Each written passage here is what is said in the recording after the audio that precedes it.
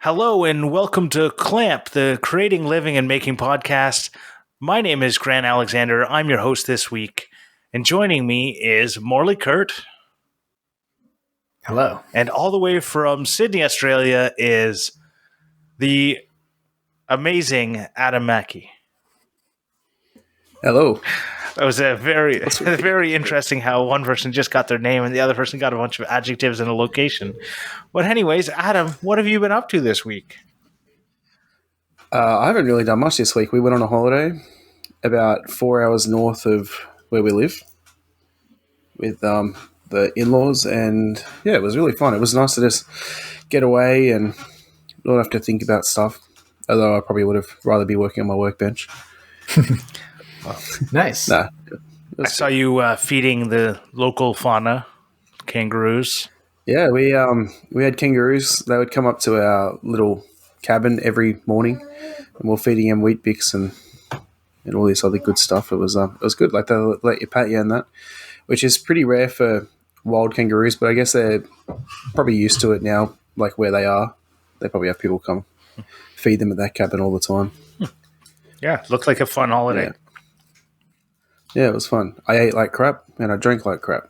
A lot of beer and a lot of soft drink. And I haven't had soft drink in like 7 years. So I was like, stuff it on holidays. I'm going to go all out. You're going to take work hard, play hard. 2 years of hard work and flush it down the drain in a week. I love it. Yeah. Yep. You can only do so much damage in a week. Yeah, exactly. I'm not going to keep drinking it now I'm home. Yeah. My wife looks at me and she's like, so what's going on here? Is this just while we're away? Or well, that's fun. How about you, Morley? What have you been working on? Yes. I'm still working on the leatherworking toolbox. It's actually been a super fun project. It is a super fun project. So like the box is all built. Aesthetically, the outside is all done. I'm now working on all like the tool holders that go inside. If you hear in the background, my 3D printer is actually currently going. I'm printing a little shelf tray thing, drawer tray thing that will hold some smaller things that don't fit into specific tool holders. Yeah, it's been a really like fun thing. Like, you know, I get home from work and make a holder for another tool.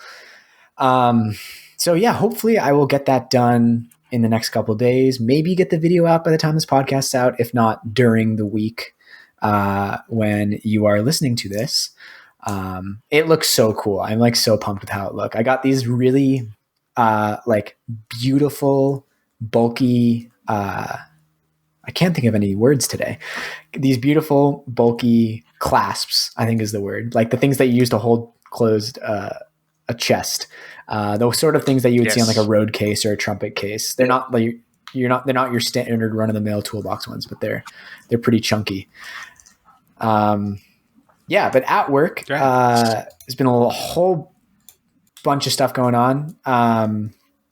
I have been getting much more comfortable in the makerspace and kind of like in my role, which is really good. It's always like, you know, it takes so kind of long to settle into a job and sort of like figure out what latitude you have. And the owners, like I'm working so intimately with one of the owners that like I could feasibly like just continually ask him questions, but I know that he has like a million things to work about. So I don't want to be bothering him all the time with my questions. So it's really nice to be able to like feel like I can go on and do things on my own now in like kind of organizing the makerspace a bunch, improving the wood storage, working on some prototyping some projects.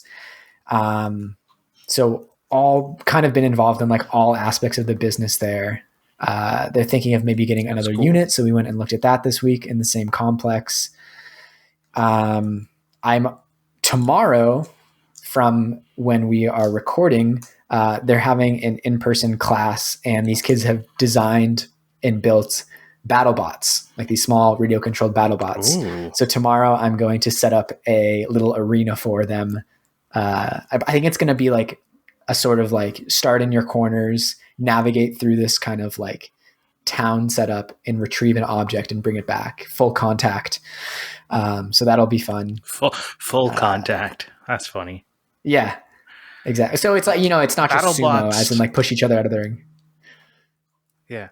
Battlebots Go were on. like something I wanted to get into so much as a kid. They were like, Same. I worked at a hobby shop. I literally had everything that you needed. The batteries, the motors, the RC stuff. Like, I still have it all. Yeah.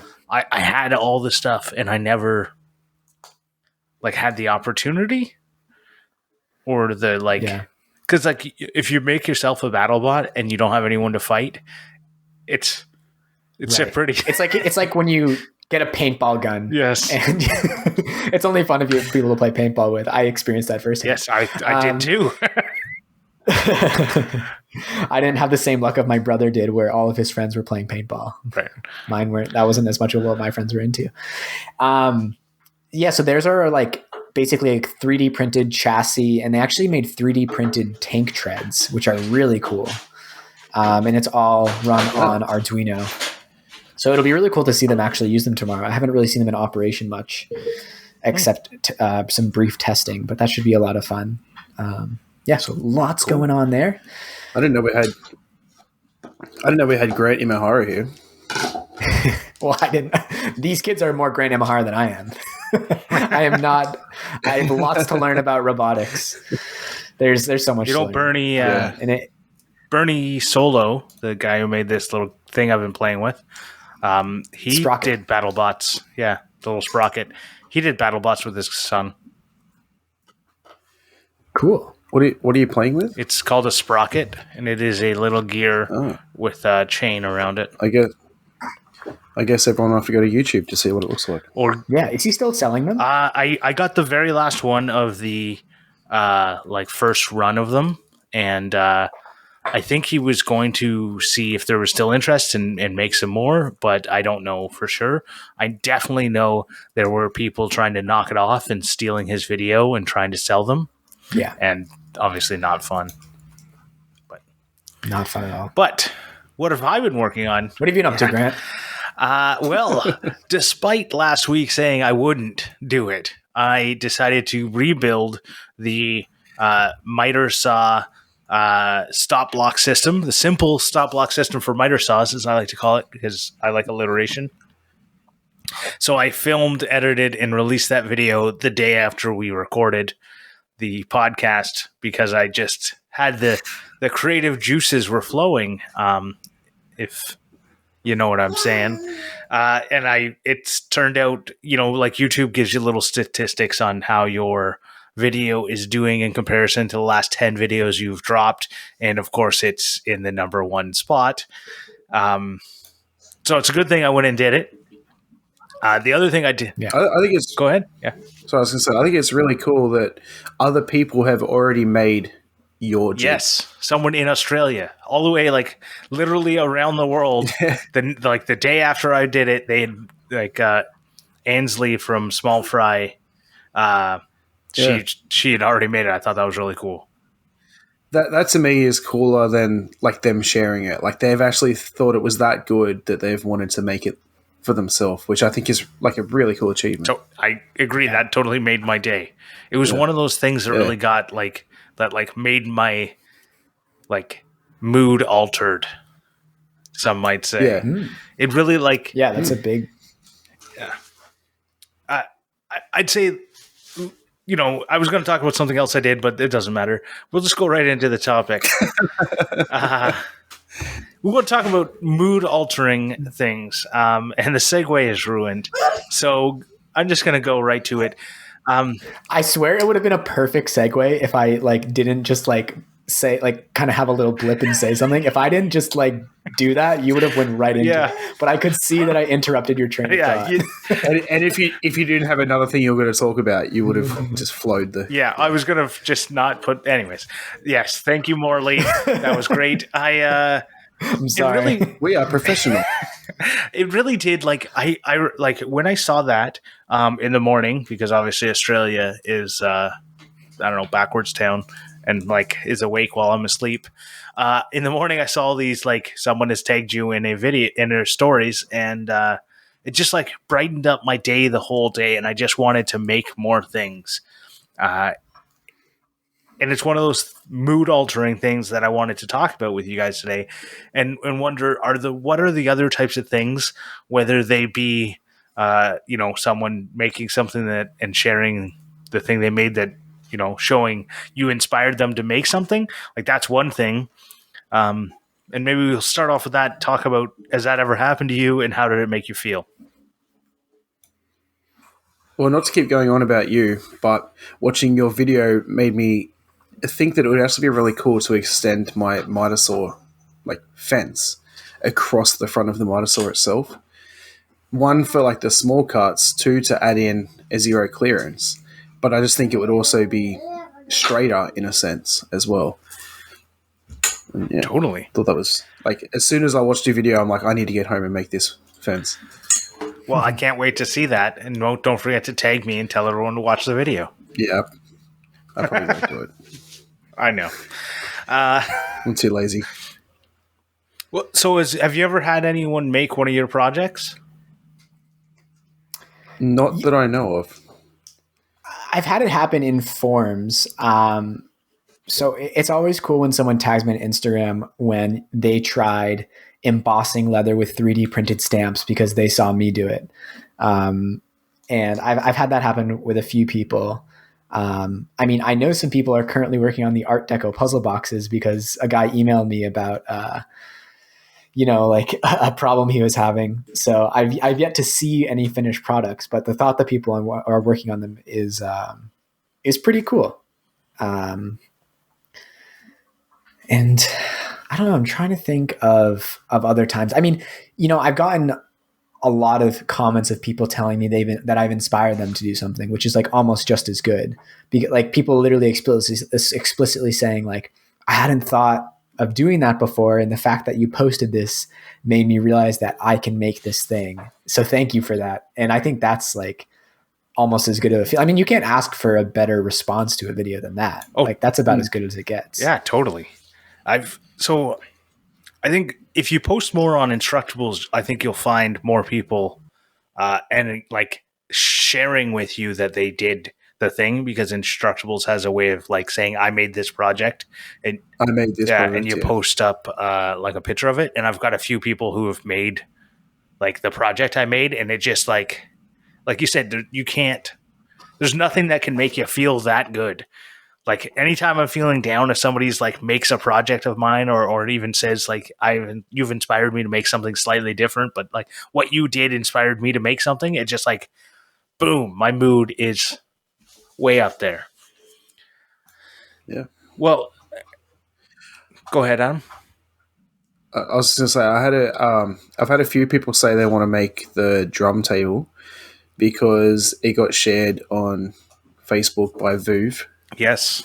Yeah. And then that got shared around as well. So pretty excited to see that. A lot of people have been saying they want to make some of those, which I think would be pretty cool.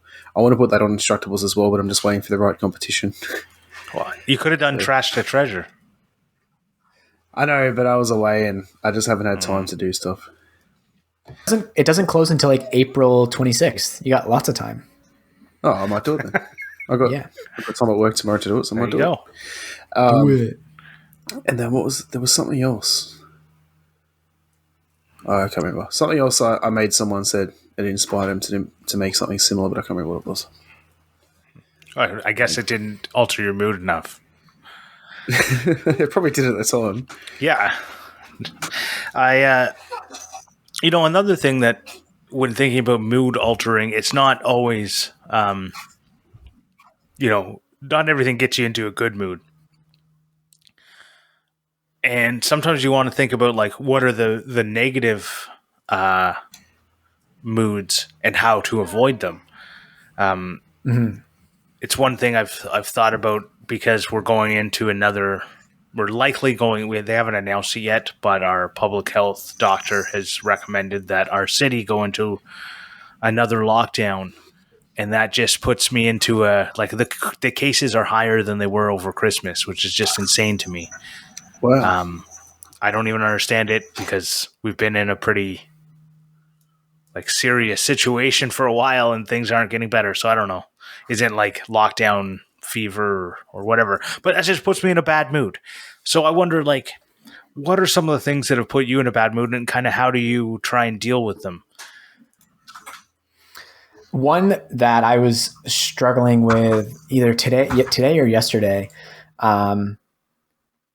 It's so annoying when you are like say you're trying to like 3D model something and something just won't work, not because of something that you did wrong, but something that is like seemingly outside of your control. Like today I was modeling this table that I'm going to build, and I copied the table, and every time I did something to the copied instance, it was also doing it to the original one. And I was like, I've never run into this problem before. There's no reason that this should be happening. Why is this happening? And it just interrupts your flow immediately. Like all of those little things that they almost shouldn't exist. Like in a perfect world where the only thing that is getting in your way is your own incompetence, those issues shouldn't exist. Right. It's like when I'm writing in Instructables and you press Control Z, like undo, and the entire like page, everything you've written from the start, and you're like, why did this just happen? And it's that thing that just like goes, I'm done. I'm going to just walk away now. Right. It's that same, like, you don't understand why it's happening. It's never happened before. Yeah. And then you have to address that problem. And I think, like, we've talked about this so many times, like it's kind of a gumption builder in some ways, because like those issues do arise and like you have to get over them. And it's a muscle that you can work out, and trying not to get too frustrated when they happen. But it's really hard not to get frustrated when things are going so great. And if you're on a time crunch, if you're like, I only have 30 more minutes to work on this, and now it's just not going to happen anymore. I mean, it's part of the whole thing where it's like people always underestimate how long things will take. And part of it is because you never think about those random things that come up that you never expect, because the software is just a little too stupid. What about you, Adam? Yes. Oh, that was. I unmute just as my baby screams. Well, yeah, I did 2 hours of editing on my computer, and then it decided to freeze and didn't save. And same thing, I was just like, I am not in the mood to redo this right now, and just walked away. But since that, I learned that I can turn on autosave, and now my computer will autosave my projects like every minute or something.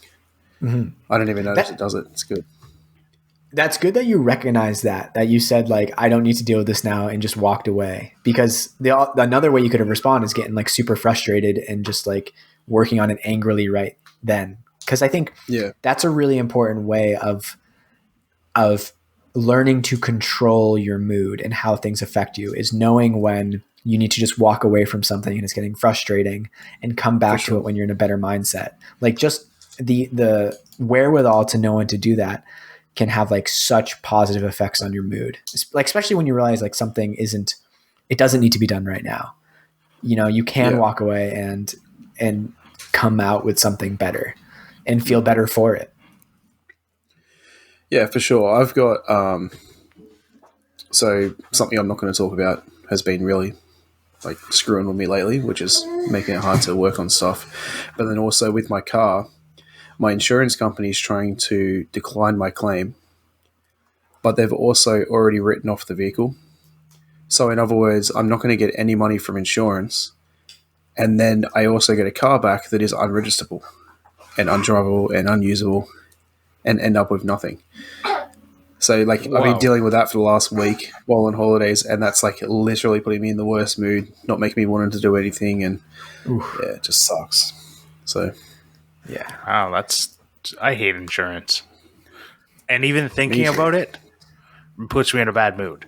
So why don't we talk about ways that you guys get your creative juices flowing? Because I think when we talk about mood-altering things, and I think about different ways that I've in the past tried to use things to get my creative juices flowing, and you read about different artists that have struggled with creativity, especially, and people are trying to be creative and using drugs and alcohol to get their creative juices flowing, and I just wonder if you guys got any thoughts on that, or you know. Yeah, I can definitely see why having a beer at the end of the day is so common in our society because you get home, you're all amped up from a day of work, and it helps you get into a relaxed state where it's kind of easy to kind of relax and maybe do something that you didn't want to do as much. I don't know if alcohol affects everyone that way, but that is one way it affects me. Like sometimes it makes tasks that I don't want to do like a little more easy and fun. But I'm also like hyper conscious of like, oh, that's a great way to build a dependence. I need to be like really conscious of that and make sure that I'm not doing that consistently. But there's a lot of other great ways I found to have a similar effect. One that I love doing, and I try to do as much as possible, is reading in the morning. And this is something I realized when I'm on vacation, actually. Like when I'm out of my routine and I get up in the morning and I have a slow breakfast and I like read, flip open a magazine or a book that I'm reading and just spend like 30 minutes to an hour before doing anything else, just like not talking to anyone and just reading. And it puts me in such a good mood in the morning, in this nice, like introspective, focused state where I feel like I can do like all sorts of things afterwards. And I feel like I'm using my time nicely. And it's a really nice way to start the day. And I feel like mornings are so important for that, for setting your tone for the day. And finding ways where you can set the tone in the morning can be like a really beneficial use of energy. That's a really great thing to think about. And I think I used to read the newspaper in the morning, showing my age. But I've kind of switched to trying to read online news in the morning, and it's completely different. Like the news has changed so much, so I feel like it's not as positive of an experience as it used to be, right? And I feel like maybe that's something I need to think about, switching up my morning routine to do something other than reading all the garbage in the news these days. Because I find, like, I don't know what it is, but I find that the news has been more negative. Overall, everything has just been more clickbaity. I've just not been as excited. Like, I don't know. Anyways, go ahead.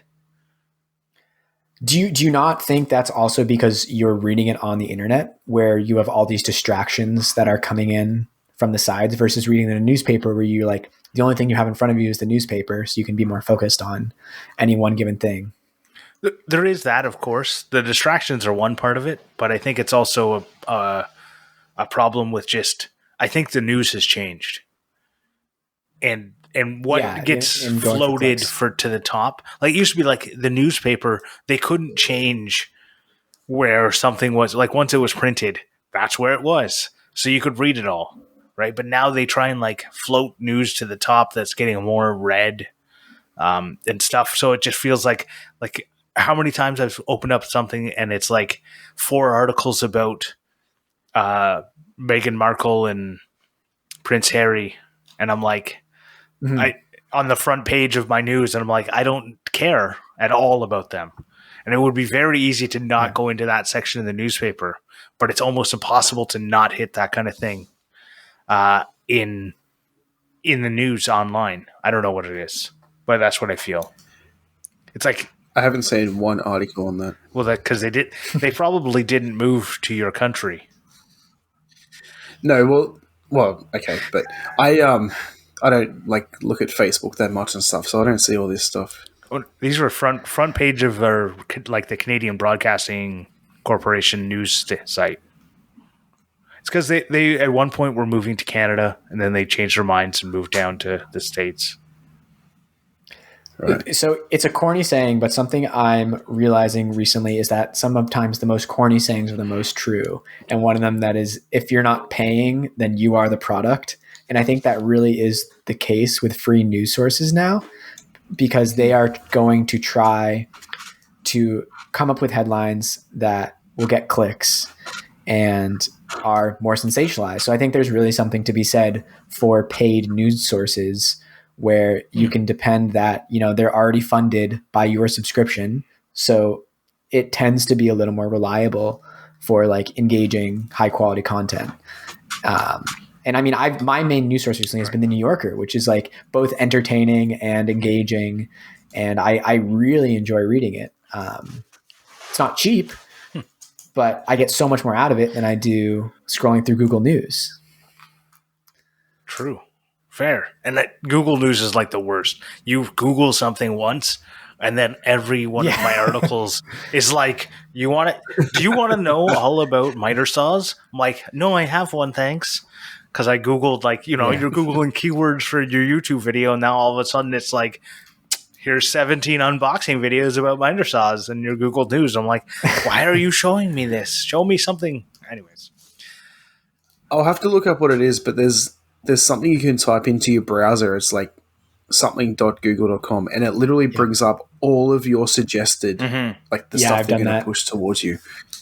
Yeah, I'll put it in the show notes. But yeah, it essentially it displays what your profile is to Google Ads and like what categories you fall into according to Google. And it's surprisingly accurate. It's like all the interests that you could possibly ever search. Pretty crazy. But your that analogy you said, Morley, is exactly what clickbait is. Yeah. They're just getting that headline out there to get you to click, even though it has nothing to do with the title. I mean, with the story. It's crazy. Mm-hmm. I don't know how some of these places get away with some of the clickbait they do. Well, that's a whole nother rabbit hole onto itself. Yeah. Why don't we switch? So we were talking a little bit about drugs and alcohol. We somehow got on the news, which I blame myself for being such an old man. But we were talking about drugs and alcohol, and then Morley was like, "You should read a book in the morning instead of drink." But like, so I was watching. Some clips came up the other day of Mitch Hedberg. Oh, I love Mitch Hedberg. Yeah, and obviously, you should definitely he's one of the funniest comedians I've ever had the pleasure of watching on TV. Yeah. He, anyways, he obviously he overdosed on I think cocaine and heroin, but I can't recall exactly. I think it must have been the anniversary of his death. That's why stuff was popping up about it. But it was obviously I'm not saying that's what happened here, but I've heard of other people who've chased the highs of different drugs, LSD, mushrooms, whatever, to try and get the creative juices flowing. It's the one of the oldest movie tropes about a creative person turn into alcohol and or drugs and overdosing or ruining their life because of it, always chasing after that kind of high. And one thing I will say about it's kind of nice about working with power tools all the time is that you're more cognizant of that, the dangers of it, right? If you're trying to write on a typewriter, you can be pretty drunk and still write. But if you're trying to operate a table saw, the drunker you get, the more likely you die. Yeah. Yeah, that's a good point. I don't know. Have you ever seen my drunk text? I have. There are so many ways, that you can get those creative juices flowing. And I think it just comes down to you got to be willing to put in work. And there's something some part of it comes down to hedonism, right? It's you're trying to find a shortcut to those states that you want to be in. It's shortcuts, right? That's what substances are. Without making a value judgment as to how good or bad they are. It's it's a shortcut to a specific state of mind, but all those states of mind are attainable through other means. I mean, you can meditate and have quite the experience. I can speak to that. You can go for a walk. You can go for a run. You can do jujitsu and, come close to hallucinating. I mean, there's so many things you can do. And I think like trying to switch up your routine is such a good way to sort of explore some ways of like getting ideas and staying in a good mood.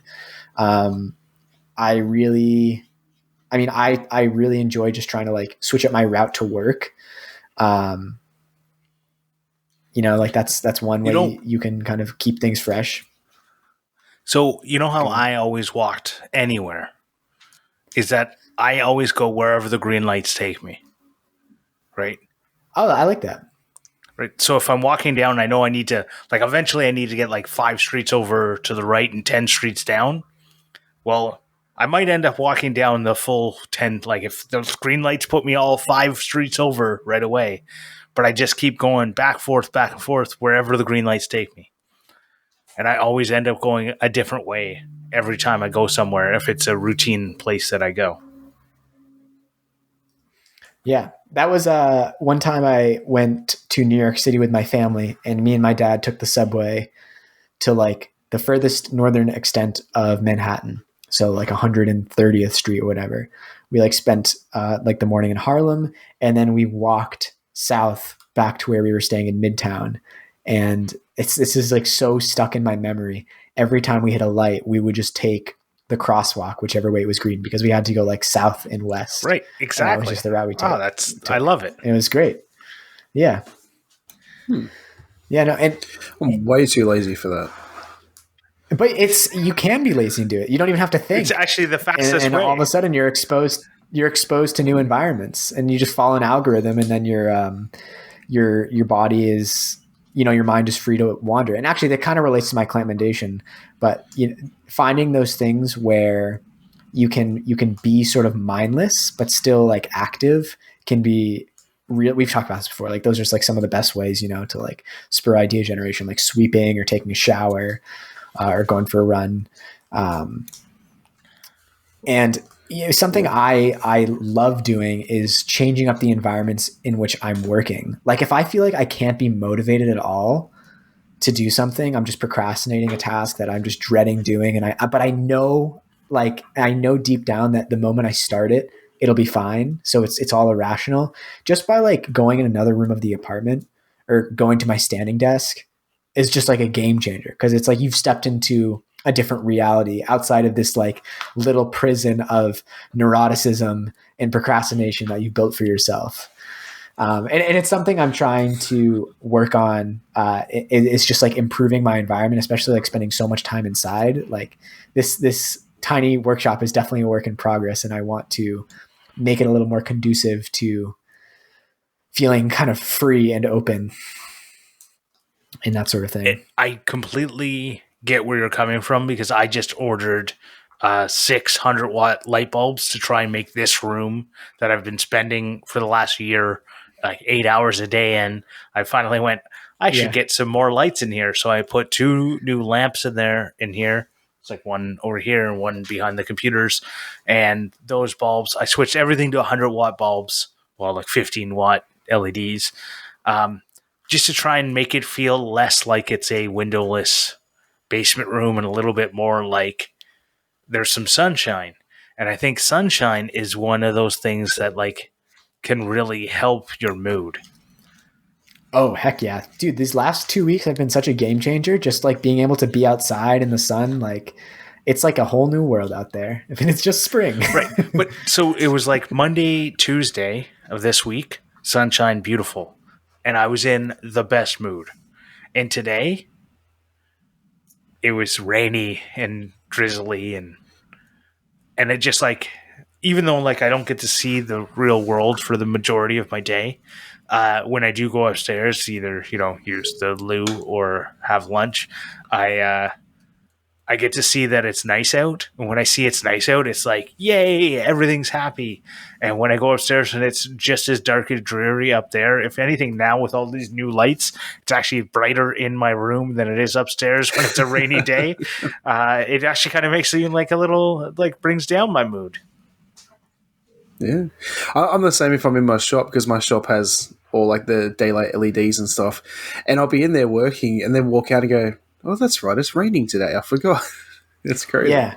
It's interesting you say that though. Like if I am really engaged with what I'm doing, then it doesn't matter if it's the grossest day outside. I feel like I only care about the weather. Not only, but the weather has a much larger effect on me when I'm not super into what I'm doing. Right. And When you need on your those mood days, though, altered, the weather. yeah, when I need my mood altered, yeah.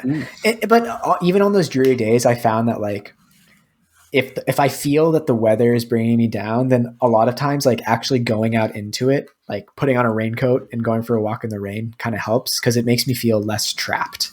And I've realized that like feeling trapped is one of the worst feelings for me. And a lot of times a lot of my negative emotions can be traced back to feeling trapped in some way.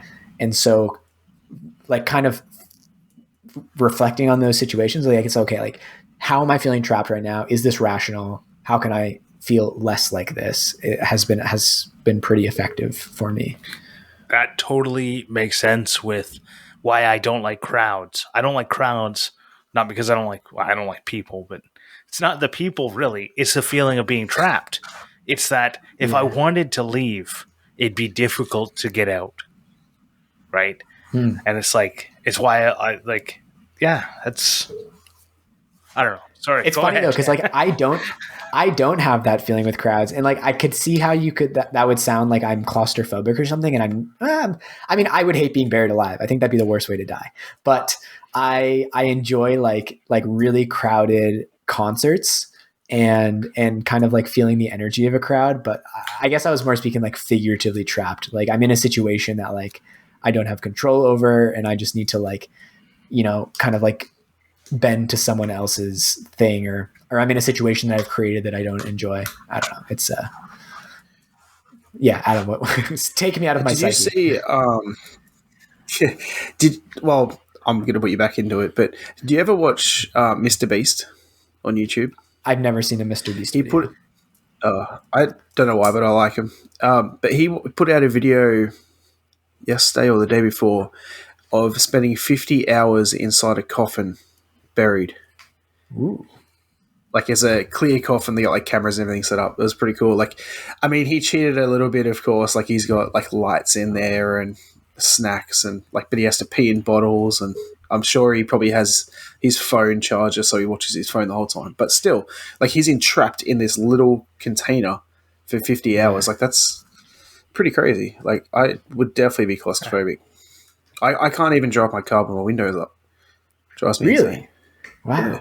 Yeah. If it's really raining and stuff, I probably will, but most of the time I don't.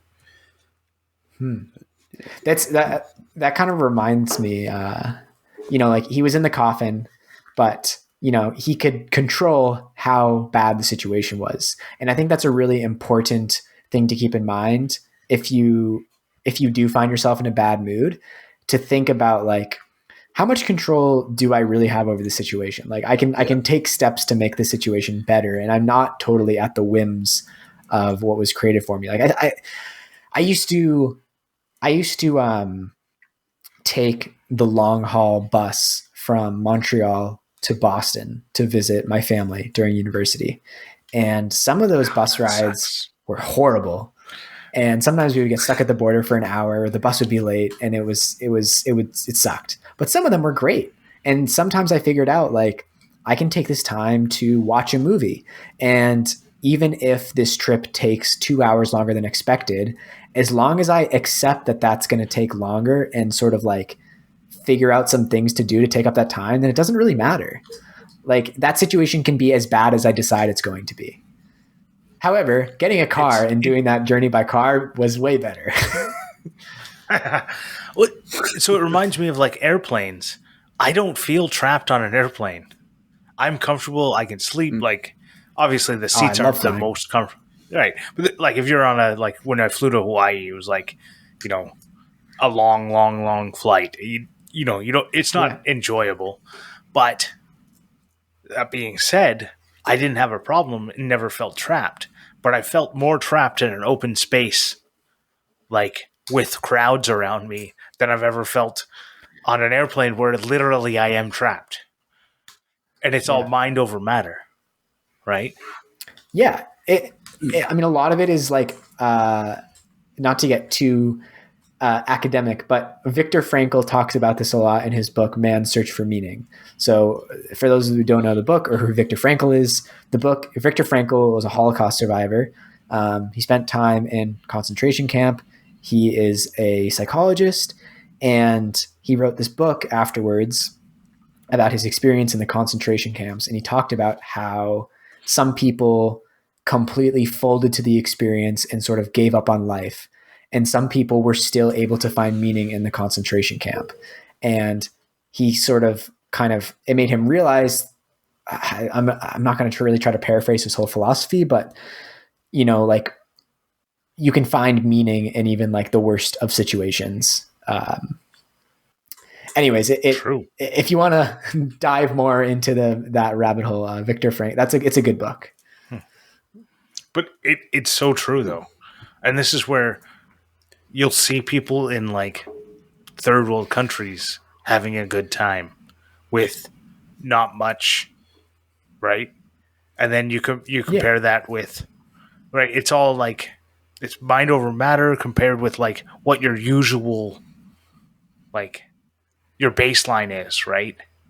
And this is where it's like your mood altering all comes down to what was normal, what was happening yesterday to today, and if monotony, I think, is the biggest thing that kills people. It's like the same thing every day kind of like brings people's mood to this like low level. I don't know. Maybe I don't know. I'm not a psychologist, but there's something there that I think that you're talking about. It's like, some people. Anyways, yeah. Let's not talk about that anymore. So one other kind of route I want to go down is the people you surround yourself with.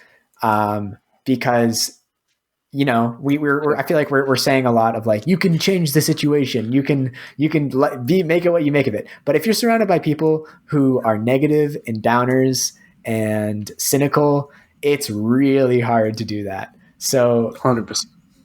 Trying to surround yourself with people who make you excited and happy is really important. And I think, everyone knows that saying, like, you are the 5 people that you spend the most amount of time with.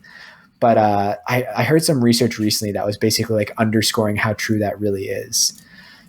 It makes a huge effect. And in this world where like you can listen to a podcast with the same people, like once a week or more, it works the same way. Like if you're listening to podcasts and on a consistent basis, those people will be part of your circle. So like you want those to be putting you in a good space as well. Like it extends to media sources, and that is something that is in your control, is the vibe that is giving you.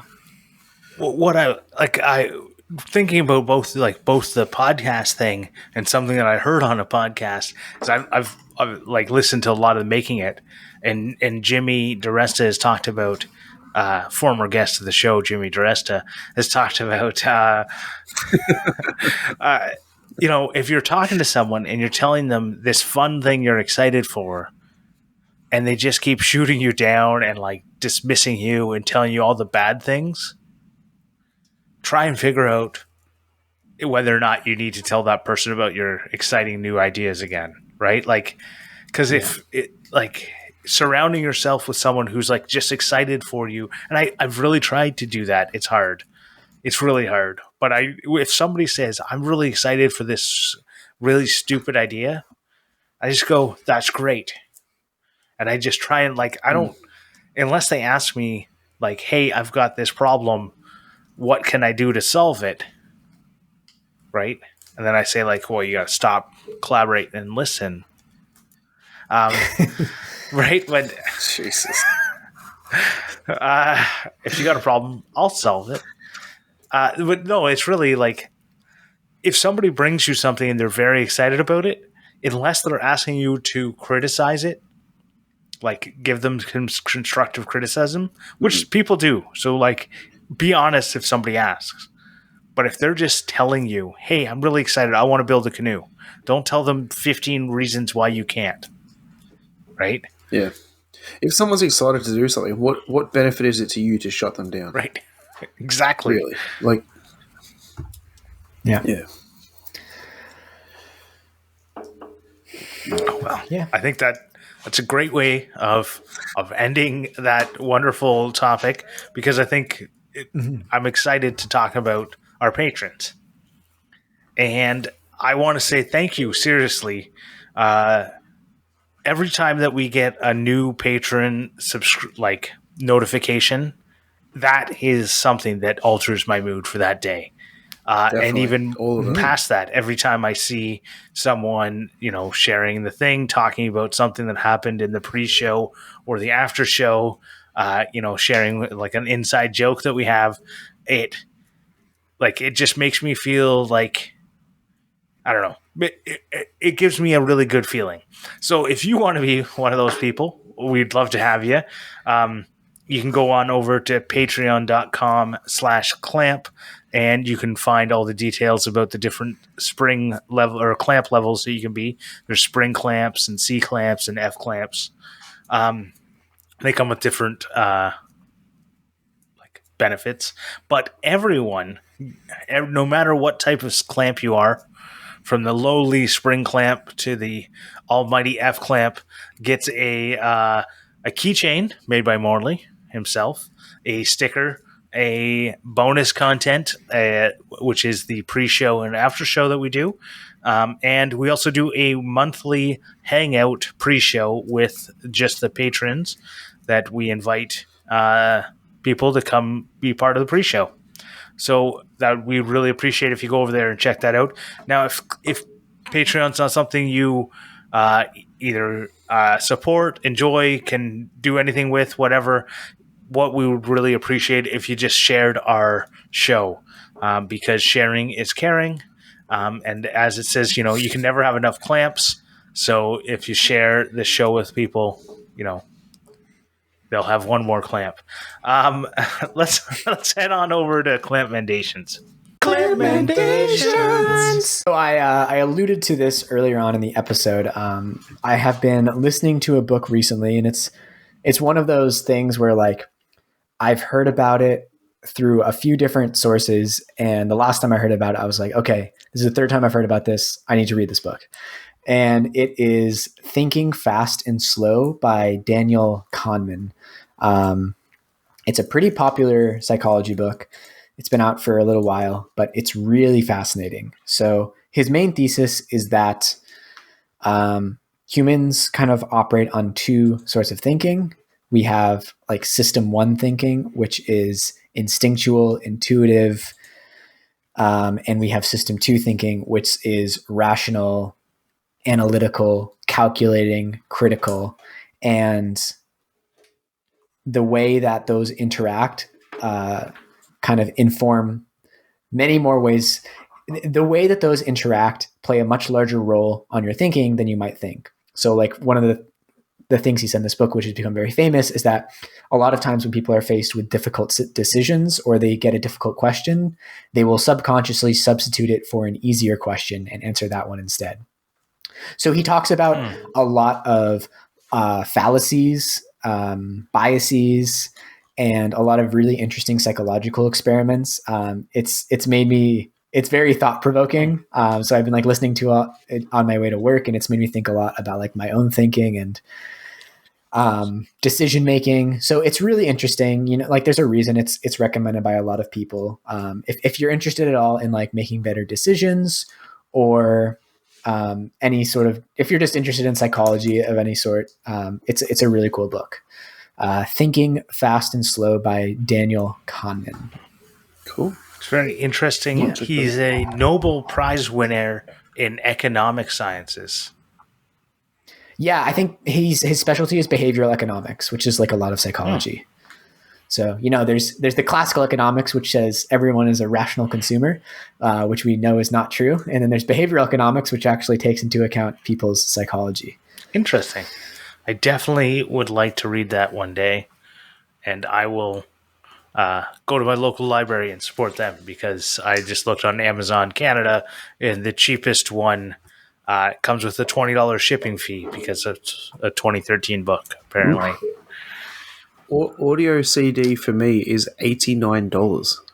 Whoa. Well, How does that make an sense? audio book for me is free, but I don't do those. I can barely keep up with all the Not me either. podcasts that are mentioned in, like, Because We Make. Every week. I like to read a physical copy. Yeah. I don't even like digital books. Anyway, going on. Going on, I'm going to talk about my Clampmendation. So I went on Amazon. There's going to be a link in the show notes. And I found, after searching forever, a power cord, like 6-pack adapter thingy. What do you call those things? Not a power cord. Power bar. Power bar that has external mounting screws, which is like, I don't understand why this is not the norm. Why do I have to try and figure out how to mount some sort of like ridiculous, like, I don't know. Anyways, it's also got USB connections. It's great. I put it in. I replaced my other power cord with it. The other power cord, no matter what you do, is always slightly loose. And when you plug in and pull out the things, everything moves a little bit and shifts. It was just driving me up the wall. This one's solidly mounted to the wall. I love it. There's going to be a link in the description below. It's made by, like, I don't know, some Amazon company that doesn't, I don't know, Trond. It's called the Trond Surge Protector Power Bar with 3 USB ports. I literally just put screws through the front. Right. And that's great until you put screws through, like, because there's like motherboards on these like USB ones. On the USB ones, yeah. On like the old school, like the $2 shop ones, they're like, it's literally just some wires in there, and you're not going to eat them with a screw. Yeah, I've done that as well. I bought an Amazon one for this desk that I'm currently standing at, and that's exactly what I did. Is I drilled through the front, knowing that I wasn't going to hit it. Yeah. Cool. Well, I'm going to throw it out to another Aussie maker this week. Again, I'm going to shout out Dana Made. He's making some really cool stuff out of. He likes to work with pallets and stuff, and he's like the Aussie Jack.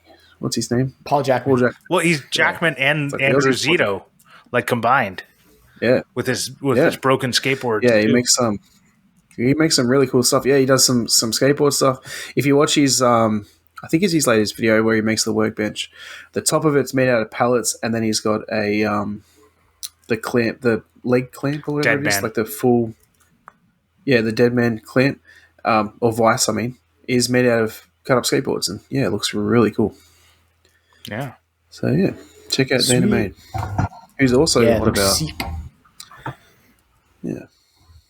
Yeah, he's one of our patrons. Yeah. Thanks, Mark. Well, this is the point where we would normally review. Morley would do a silly accent, and we would do people reviewing our clamps. But we didn't have any this week.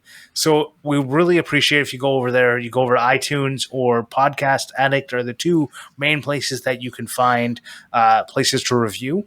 And apparently, and I've heard it from a bunch of people, apparently this helps people if you review our podcast, it helps because you can see it gets surfaced more to other people. I don't know how it works, especially when it's on Apple, because I'm an Android person. I'm actually a BlackBerry person. You know what it does? It makes us feel good. It's a mood booster when you leave a review. Oh, throwback. I love it. So instead, one of us is going to give a tool tip. Oh, I always forget. Yes, that's our tool tip. Or a top tip. Top tool tip. I thought it was just a tip. Well, you can just give the tip if you want. I don't have one. Morley. Let me think. We all forgot about it, so we don't have one on the fly. I don't know. You don't got any tips? Come on, you just made an automaton and you're making this leather toolbox. You didn't get any tips from that? I know. I'm overwhelmed right now with different avenues I could go. I'm going to go with you don't always have to be creative. Sometimes you can just take somebody else's design and run with it and use it. So I made a finger or box joint jig, and I was thinking like different ways to try and make somebody else's design my own. And I decided, you know what? I'll just make that person's jig. I don't need to make it my own. I don't need to make a video about it. I just took their stuff. I made it. That's why they put out a YouTube video about it. It's Inspire Woodcraft. You can go check it out. It's great. It's a long video, but you know what? It's an actual like step-by-step how to make this thing. Yeah. So you don't always have to be creative. You don't always have to have an original thought. But I will say, though, if you are going to do that, don't then make your video of someone else's project and call it your own. Well, yeah, totally. Of course. I decided that I couldn't think of a better way to make this video. Yeah. So I just went, this guy has made the perfect jig. I'm not going to make one and claim it. I've improved upon it. Yeah, for sure. Right. I don't have a tip, but I will say, based on everything we've said, telling people that you appreciate them, that you like their stuff, that you love them, is always worth doing. Life is short, and you don't know, maybe you or that person won't be around the next time that you want to tell them. So tell people you love them. If you appreciate something someone does, tell them. Yes. Totally. Do it. That's mine. That's a good tip. Well, Adam was on vacation, so we'll give him a pass this week. I want to say thank you to TF Turning for our theme song. If you'd like to hear Morley's rendition of it, sign up for the after show. Until next time, I want to say, again, thank you to everyone for listening. If you want to find us on social media, or if you want to give us any feedback or let us know how, if you appreciate us, you can send us a message on Instagram, Twitter, Facebook, everything. Just search for Clampcast. We also have a website, clampcast.com. So I want to say thank you very much, everyone, and cheers, and have a great day. Bye. Bye.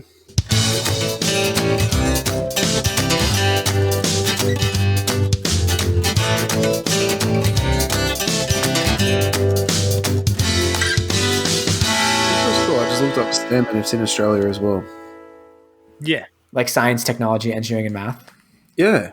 I would hope so. I feel like it's a pretty common expression. I would. No, I mean, I would hope you guys have the science, technology, engineering, and math down there in Australia. I mean the kids part, like the education, like the whatever. Yeah. So I mean, it's a pretty popular buzzword right